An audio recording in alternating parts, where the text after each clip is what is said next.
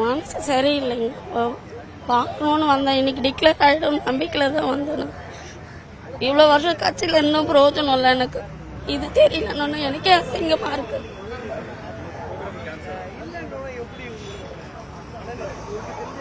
ஒரு நம்பிக்கையோட தான் வந்தேன் நான். ரொம்ப உடனே தேங்காய்லாம் உடச்சேன். பிள்ளையார் கோயிலுக்கு போயிட்டு தேங்காயெல்லாம் சூற விட்டு எல்லாம் கும்பிட்டுட்டு தான் வந்தேன்.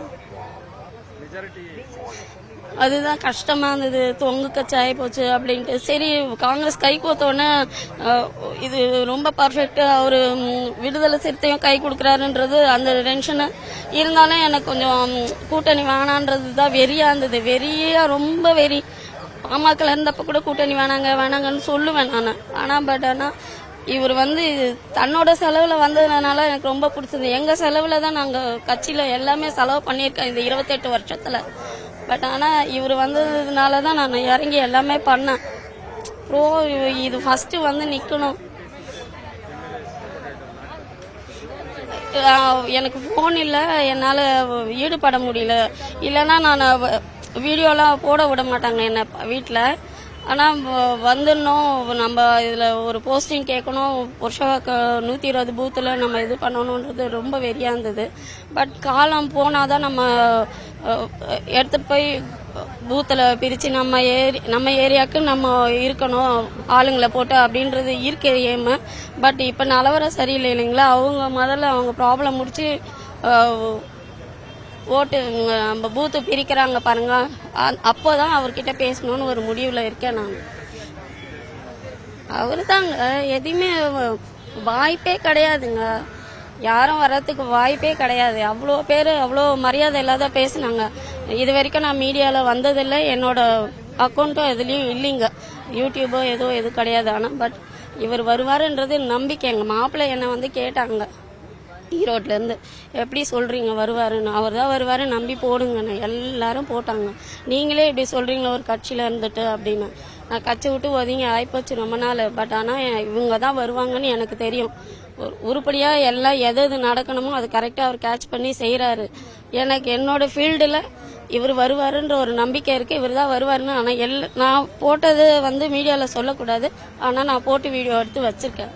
பட் ஆனால் எனக்கு அதிர்ச்சியா இருக்கு. இப்போ என்னால இது வெறியா இதுதான் ஃபர்ஸ்ட் டைம் நான் ஸ்டேடியம் வாசல் மிதிக்கிறேன். அதுவும் உள்ள போக முடியல.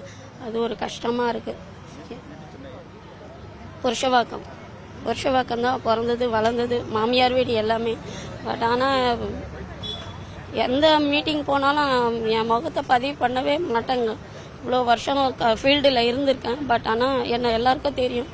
ஆனால் நான் ஃபீல்டில் முகத்தை காட்ட மாட்டேன். பட் இதுக்கு துணிஞ்சு வந்துட்டேன். போக முடியல. இனிமேலும் வந்தாலும் வர முடியுமான்னு தெரியல. ரொம்ப கவலையாக இருக்குது.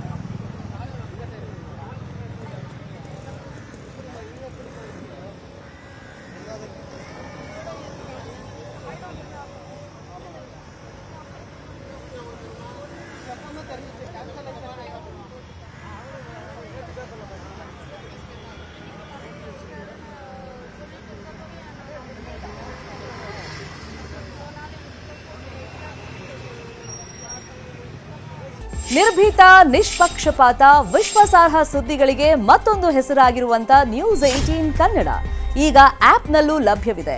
ದಯವಿಟ್ಟು ಇಲ್ಲಿರುವಂತ QR ಕೋಡ್ ಸ್ಕ್ಯಾನ್ ಮಾಡಿಕೊಂಡು ಆಪ್ ಡೌನ್ಲೋಡ್ ಮಾಡೋದಕ್ಕೆ ಮರಿಬೇಡಿ. ನಿಮ್ಮ ಬೆಂಬಲ ಹೀಗೆ ಸದಾ ನಮ್ಮೊಂದಿಗಿರಲಿ. ಧನ್ಯವಾದ.